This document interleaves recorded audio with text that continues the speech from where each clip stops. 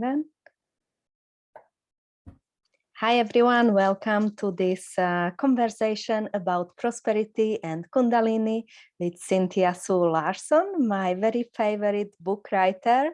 And I really love listening to her voice, and I'm so grateful she can be here. Go ahead, please, and tell us something about you. Introduce yourself. Well, thank you. And thank you so much, Judita. And I am a big believer in consciousness and the fact that we have a conscious agency.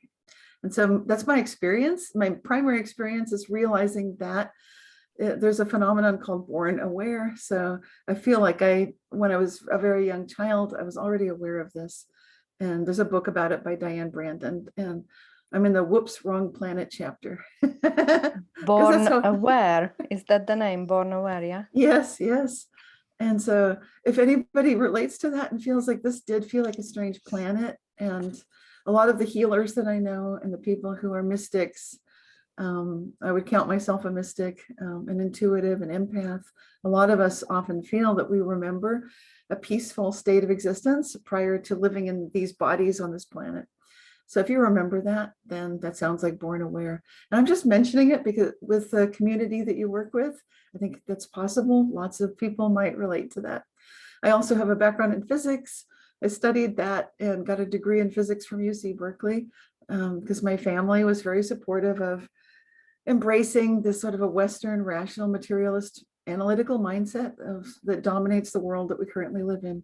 So I explored that avenue, but of course I gravitated toward the metaphysical side of things and the quantum physics aspects. I've got a master's degree in business administration, which is interesting when we talk about money, because I do have a lot of formal Western training within the areas of finance, accounting, and so forth. Having said all that, the way that I truly relate to everything, including money, is on a consciousness level. It's the awareness that everything that looks like it's real and physical in form has a base level of reality where it is not at all part of space and time, but instead what we might consider pure consciousness. So that's sort of a background of me and my relationship to all of my work and working with people at this amazing time of awakening on the planet. Thank you. And that's how you wrote the amazing book that I really like, the High Energy Money. Yes. So this book, I actually brought a copy of it, and I have my books here, but it's just fun to hold them. I feel like there's energy in a book, and this one, because it's so small, this is super special. You'll notice when something this tiny, you can fit it in something, like if you get the actual book. And I've heard from people that carry books, like suddenly the relationship with the idea gets stronger. So that's the fun thing about playing with physical form, is when you have something small. This is one of the smallest books I've written. It's so much fun because you can actually play with the energy and the relationship of it. It's all about a relationship with money. And I wrote it based on having given a series of talks in various conferences and community gatherings where people wanted to know about money. They wanted to know, what are their blockages to money? Because again, a lot of healers and energy workers felt like they noticed something that seemed off with the way they were attracting money or keeping money. And so that inspired me, after just sharing what I was observing, that there are belief systems that we have, often unconscious belief systems, where we have beliefs, you might consider it in the energy body, in our mind, in our hearts, in our guts. And if you want to get more specific, pretty much every single chakra area can potentially have a belief about money that might be creating a bit of a blockage to receiving the abundance that we're all capable and meant to receive. Do you still have any blocks about money, or did you remove them? Yeah, I remove them so that I'm able to do what I need to do. I'm not gluttonous about money, so I don't have a feeling like I need as much as possible. I need to have the most money. I'm not trying to prove anything that way. Well, instead, my relationship with money is about knowing with supreme faith and belief and confidence that everything I need will be mine. So when I started doing coaching sessions with clients, for example, back around 1998 or 99, I put it out there, I'm working on a donation basis. which sounds crazy. Back then it did. Sliding scale donation basis. But I knew that that would be perfect. And indeed it has been. So working even, but I've had so many miracles with money. I'm calling it miracles because if I were to tell my atheist father, who's now an agnostic, or other people who are very, he's an engineer, very left brain. So if I'm talking to people like that, and they'll be concerned for me, and they are, like, okay, what are you doing? How are you managing things? What are you doing exactly? And I'll tell them truthfully, I have complete faith in the universe, in the cosmos, in source, in God, complete faith. And if they still have questions and doubts, and if they know me, then I'll give a few examples like, well, let me share a few examples with you so you'll see the kind of miracles I'm talking about and why I have no concerns whatsoever about anything, including the monetary system, because a lot of people are now looking at that thinking, uh-oh, there's some problems there. Sure, they can look like that, but we can trust at a deeper level. So it's all about faith and about opening all the blockages that we may have in our heads or hearts, guts, and all these other various places, believing that we don't deserve money, believing that there's a win-lose game going on with money. Some people naturally always are going to be winning, that kind of thing. So you can recognize these beliefs, and if you do have a close relationship with source, with basically zero entropy, that's what an atheist would call it. An atheist would say, like, okay, I acknowledge your zero entropy, that might exist, that there is something that's infinite and eternal that might be the source of all that is. Then we're good. That's all I need. It's like, okay, we're good. We all agree. Some people call that God. Some people call it creator. But the closer the relationship you have with that, the better, because then you can start asking my favorite question: how good can it get with your relationship with money? And you can say to that source, zero entropy, please remove all blockages that I have to money. You can actively work with this every day. We're in a participatory universe, and every question that we need to know the answer to, that we're asking with and aching with every fiber in our being to know, we'll get that answer. So you'll get the money you need when you need it. And so many people report this to me, and have over the years, that right when they needed it most, miraculous amounts of money came in, like out of nowhere. I have so many of my own stories about this too. And of course, the book is full of examples like that as well. Amazing, amazing. Okay, so I had two questions pop in my mind. One of them, if someone doesn't have any accounting background or is not good with the 3D world practices of money, managing money and earning money, and they have a bad relationship with money as well, where would you start? Which one is more important? Okay, so you're saying everything is broken. It's like a sort of oh my gosh. Yeah, with that much going on, and like, I don't have anything that's going right. I've got not even a scrap or a thread to hang on to. I would definitely start with your relationship to that source of all that is. Just imagine, what if there is one source of everything good, of nature, of love, of health, of well-being. And you might say, but Cynthia, that's not money. Just bear with me. We're getting there. You want to start by saying, okay, what if everything comes from this amazing, abundant goodness, and it's infinite and it's eternal by its nature, because it is zero entropy. It's outside of time. It's outside of space. It's bigger than any problem. And just allow yourself to believe maybe that's possible. We just need a foot in the door here. You can still be like, you can be an agnostic. Like, I'm not sure. Like, that's okay. You can still get a miracle if you're not sure. You just want to hold on to that feeling, like, okay, maybe it's possible. And once you're there, then you can I would go into meditation. I would do my best to clear my mind of all doubts and worries, and be asking for that support and assistance. Like, clear me of all of my own issues and heaviness and doubts and worries and concerns and guilt and everything, shame. It sounds like sounds like that was just everything wrong all at once. Not a problem, because you can just keep making this a daily ache that you need to know. What is it like to feel that you're aligned and harmonious and blessed with everything, including money, and that any blockages that are here will be cleared away. If that's too complicated, just ask, how good can it get? But that's what you mean. It's like, I need to know that I can be prosperous. I can live a life of abundance, that when I need something, I'll have it, that it's always provided. Show me this. And just ache with it, need that. And this is the kind of stuff I do with clients too. And maybe all of your community might benefit from knowing you can work with clients. When you do that, it opens you up as well. So you'll be getting fewer and fewer blockages working with people.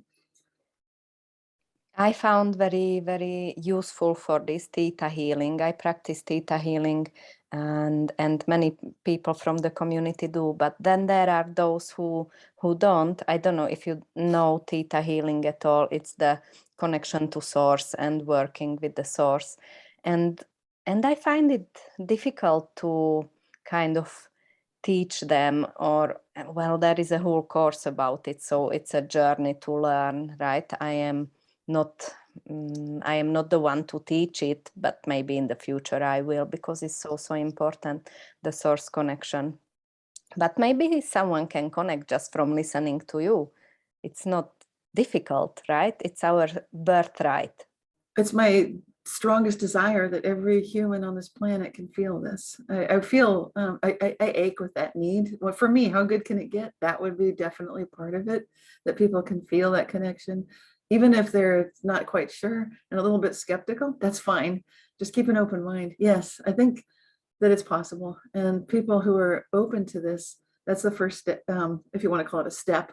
To me, the thought forms that create chaos and confusion and clutter that get in the way of all that are, it's like house cleaning, to learn that those thought forms are not ours and that they don't belong in our sacred space, and that we can actually live. You can start by just doing a meditation for a few moments and clear them out, and then expand that until eventually you can demand and require that your home is a sanctuary of blessedness, of feeling that only love and all possibility in this divine state are here.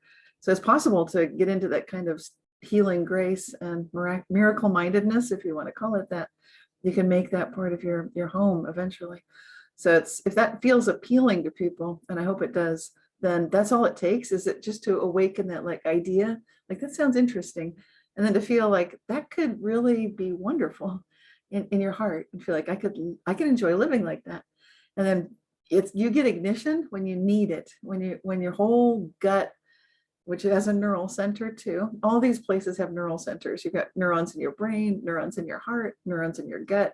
When your gut feels like, I need this, boom, you'll get everything you need.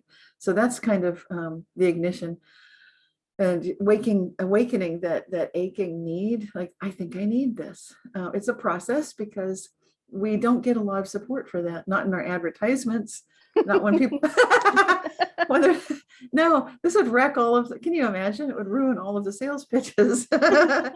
We have a product, but it's not quite as good as this other thing, but like, what other thing? Oh, we don't talk about that. Or they would say, you don't even need this pill, because you can just connect to source and feel loved. That wouldn't be a good advertising.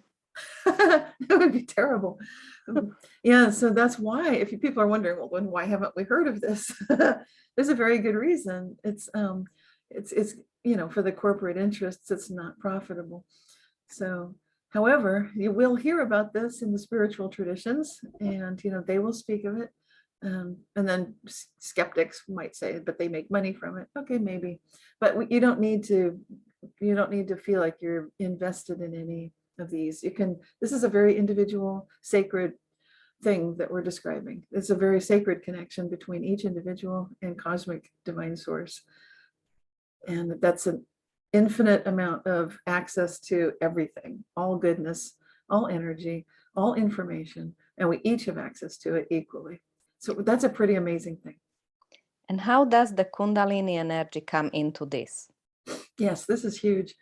Obviously, I've been through Kundalini awakening because, wow. Well, that's how I'm sure that I get some of the very strange phenomena that occur in my life regularly, because once the Kundalini is awakened, which is basically an energy pathway through oneself. And what happens is all these energy centers I've been briefly mentioning and alluding to, once they're fully activated, hopefully aligned, that's very important, and then there's this energy flowing through.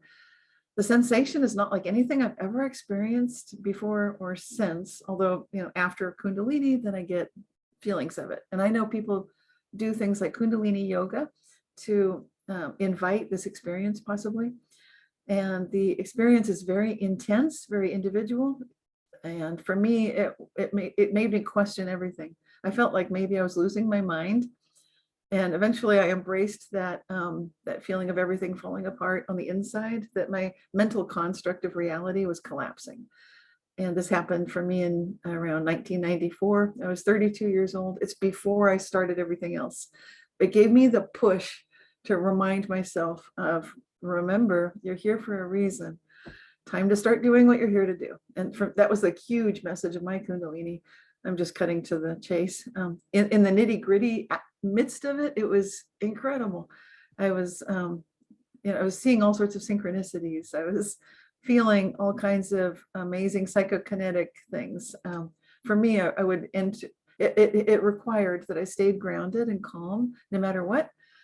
Because if I didn't, and I walked in a room feeling slightly upset, then every appliance in the room would fail instantly. Like the light would go poof with sparks and flash. The dishwasher would go poof. And then whatever poor other appliance was running would die also. And I thought, and this would not just happen in my home. I'd drive down the street and all the lights would go off on the street. Poof, poof, poof, street lights burning out, pop, pop, pop.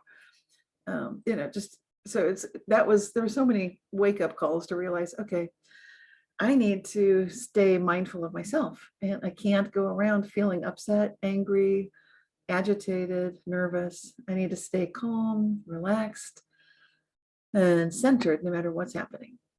Because with that much energy running, it just has phenomenal effects on things. Wow. I But never heard that. That's my personal experience. Yeah.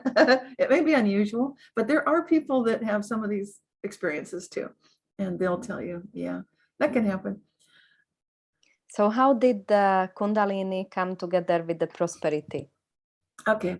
Once I had gone through this Kundalini awakening, and then it took about 5 years to integrate it and my mind to come back together and say, oh, okay, this is all right. So reality shifts are real. Reality is not what we think. And I'll have to start talking about this because I'm here to do that. Yay. So I'm embracing it a little bit more. So what it has to do with prosperity, it's incredible. For people just practicing the Kundalini yoga, that's wonderful because you're harnessing some of this energy that you can utilize. I mentioned briefly that the Kundalini flowing through oneself goes through every single chakra, and that's very important. The alignment of the chakras is very important so that you are balanced between what you want, what you love, what you need. So I'm pointing at big, again, the 3 neural centers, the heart. The heart is in the center. If you want to focus on that, perfect. But there's the head, which is where we get ideas of what we think we want. And there you've got the crown chakra. Usually that's usually pretty, I've not yet worked with people where that's too badly messed up. Usually that's pretty good shape. Third eye energy center often gets shut down, blocked. A lot of people feel like they don't want to look at things. They're afraid to. You want to open that up and align it. Just know that you're being guided, that whatever you see psychically or intuitively, it's going to be fine. You'll be safe. You're guided. You're protected. Throat chakra gets shut down a lot. This one is right here. So it's a communication center.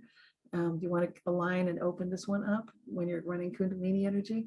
Again, these are all important for prosperity because it's going to help you find your voice to say what you need, what you love, what you want. And you need to be able to do that to feel like you're worthy of giving and taking in the flow of prosperity and financial success and miracles. Your heart matters tremendously. Sometimes that gets a wall of protection put around it. A lot of people are very protective about their hearts. They'll be like, no, I've been hurt, so I'm not going to trust anybody again.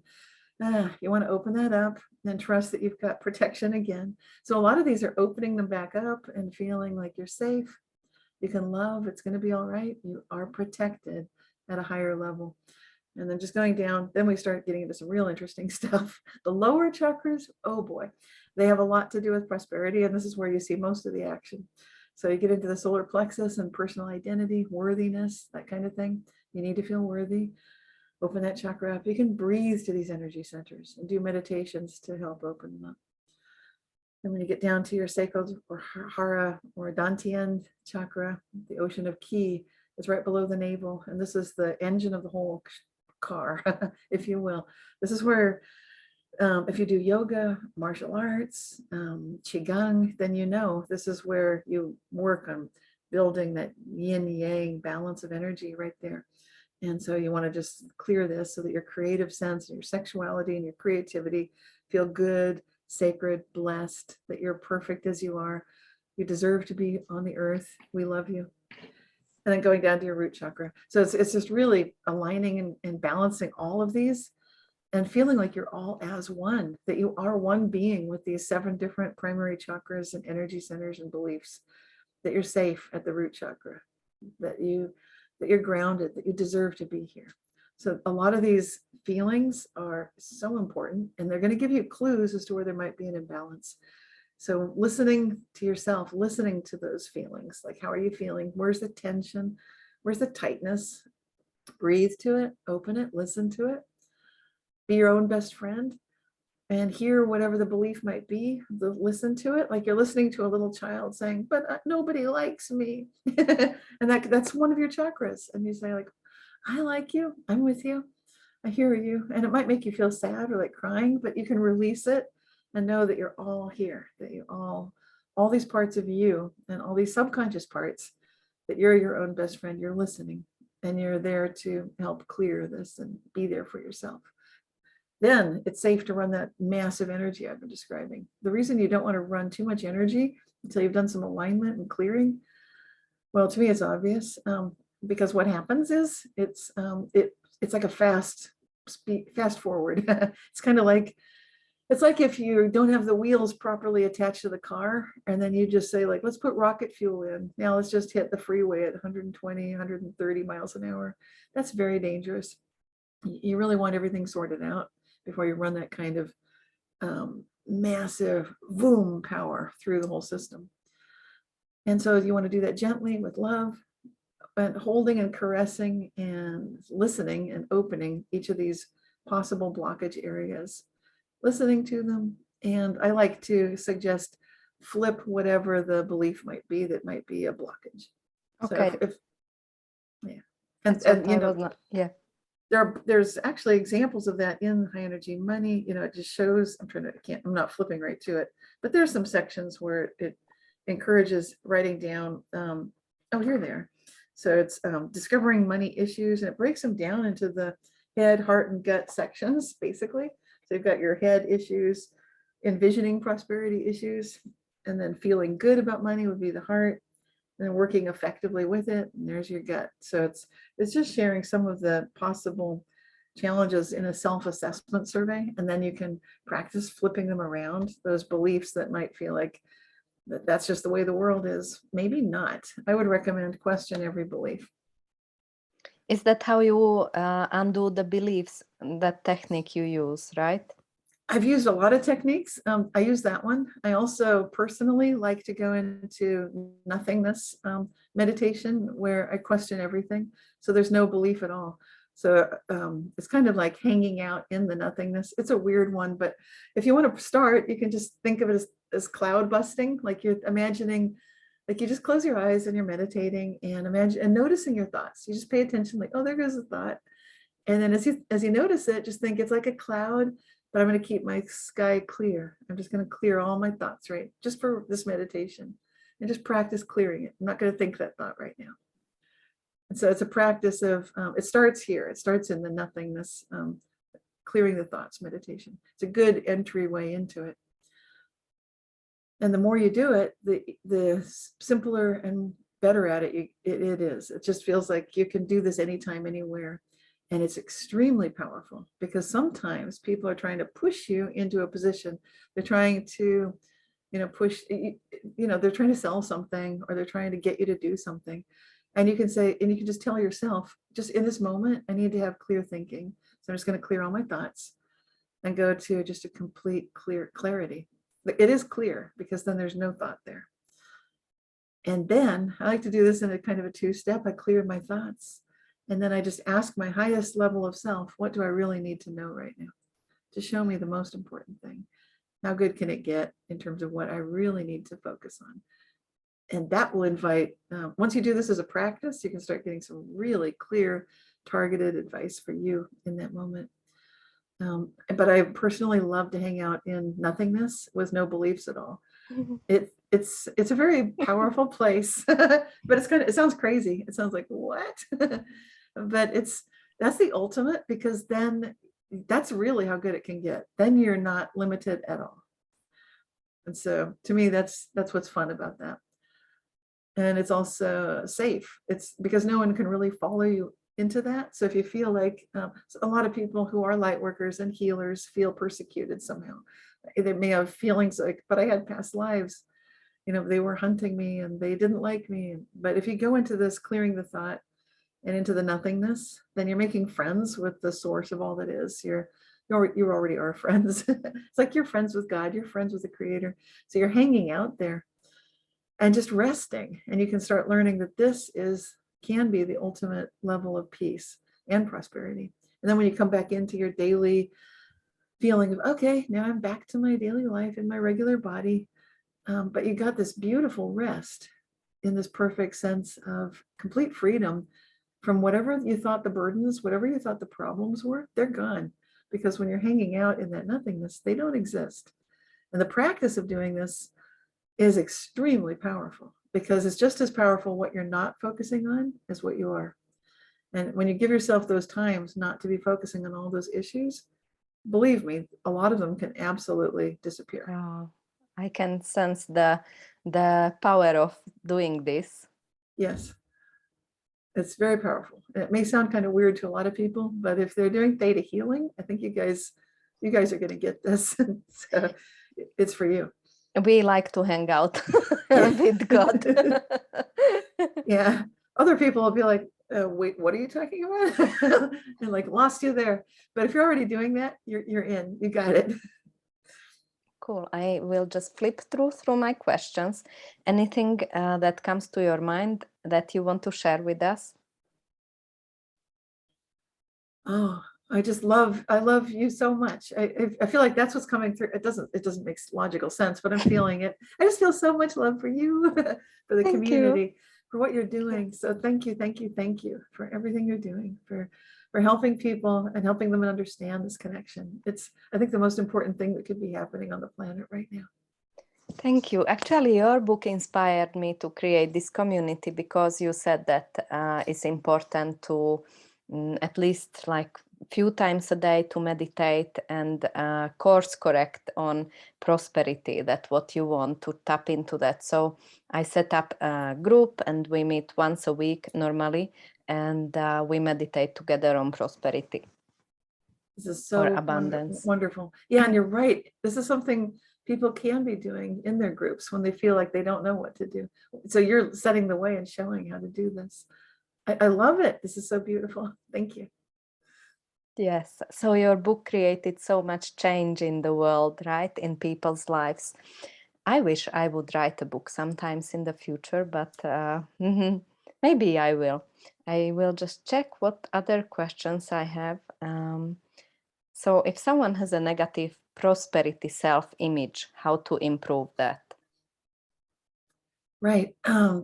Well, sometimes it's good just to listen to where is it coming from, give it a voice, listen more deeply.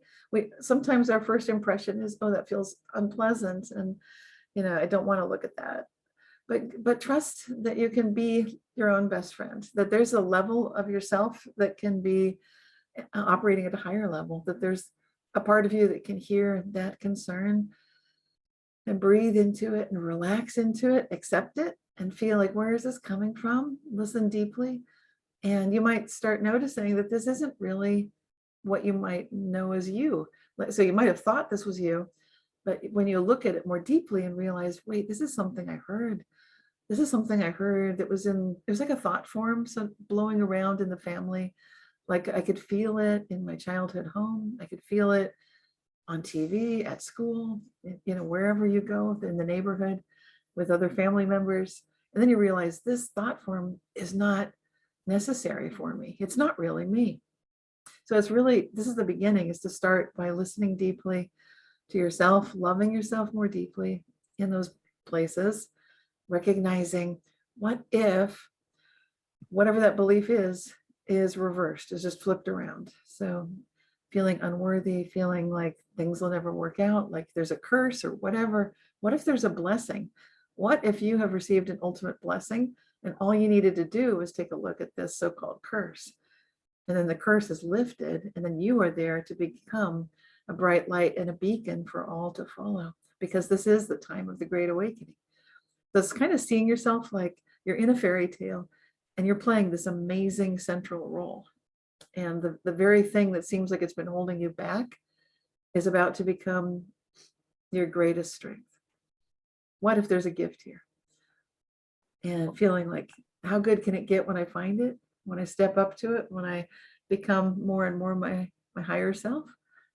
And then it begins the process of internal transformation. That's good, like flipping it. What if you can flip it? Right. What if you can flip it? Right. Many things you are mentioning, I already heard, like we have tools for this, like verbal tools in Access Consciousness. Do you know Access Consciousness? Maybe, but I don't know it by that name. So, okay. Well, it doesn't matter. It's like a movement of having tools. You know, they also have the question, how does it get any better than this? They have even trademarked it, I think. And yeah, so many things are so like falling in together with what you say from other modalities, and it's so good to see that how you implemented it and how you use it in your life. So Yes. simply. Yes, it's the power of the question is part of quantum physics. It's what we learn when we look at the universe and we see it's a participatory universe. That was John Archibald Wheeler that first pointed that out. He didn't trademark it, but what I would say is that when you pay attention to how any question you ask, when you need to know the answer, you're aching with that need to know, and it's the answer is something you truly wish to live the answer to, you're on track. So that I've just been asking all these years, how good can it get? I end every video that way. And it's just, what is that, 5 words, 5 simple words. How good can it get? So, and, you know, I think someone else had already reserved a website by that name. That's fine. These ideas are bigger than any trademark, bigger than any one idea. They are free for all of us. They're accessible for all of us. And they're huge. So it's really recognizing that when you ache with that need to know, you're asking it with your heart, your mind, your gut, your soul, you will get that answer. You will always receive what you need at that level. It's basically a promise from the universe to each and every one of us. And I live according to that. And that's probably my greatest teaching. So when I ask how good can it get, kind of it's like a clever way to start there. It's kind of like training wheels to learn to start asking better questions for most of us who have learned instead, like what next? Meaning like, okay, that went wrong. This went wrong. Yes. Now what? And so instead of, you want to, that's just flipping that around. It's like, okay, instead of doing that, let's ask, how good can it get? And ache with a need to know. And the more of us do that, the more of us are actually turning everything around for all of us. And so it can guarantee the golden age that has been prophesized as coming at this time. And so what if someone is like doing these practices maybe once or twice and then they fall into the routine again and they forget? Then just, I would use those 5 words, put it on a post-it on the refrigerator, on a post-it in your wallet, on a post-it next to your bed, just everywhere. It's like, how good can it get? I like to put hearts next to things because then you look at it, it catches your eye and you look at it and you're like, what? And then you're probably going to smile like, oh, right. And then even if you're cranky, like, well, I don't want to ask that today, because, you know, we get our moods and you're falling back into the bad patterns. Then you see it and you're like, how good can it get? But you might just by thinking about it, it's that foot in the door. And that's all you need. It's just that little bit of an invitation. You can think of it as inviting your angels who are just kind of waiting for us. They're figuring, well, we don't want to barge in. They haven't asked for help. We're going to wait till they ask. When you say, how good can it get? That's an invitation. and you'll start getting some support. So even if you're feeling like I'm grumpy and I don't like this and everything's wrong and that's a joke, that's a mean, cruel joke to say how good can it get when things are falling apart. Ask it anyway, because it really does open the doors for a lot of assistance at all levels of consciousness. And that's all that they're waiting for, because unless you ask, it doesn't happen. And that's the participatory universe in action. And I'm crediting John Archibald Wheeler for that one. It's true, so true. And tell us a little bit as well about what you're planning. Do you have any courses or something, what's going on in your life? Well, I've been working with the International Mandela Effect Conference. We're doing monthly live streams. So every month we have a guest speaker. We just had Dr. Donald Hoffman from UC Irvine, and he is a perceptual expert, but he also believes that space-time is dead. And he talked with us about that. And every month we talk about extinct animals coming back to life, proof of the golden age returning, the Mandela effect being an indicator that all of us collectively are choosing the golden timeline, that no matter how bad it may look, like things are falling apart, there's actually tremendous coordination going on with consciousness right now. And we can see it in the Mandela effect. Sometimes we'll focus on a country like Brazil.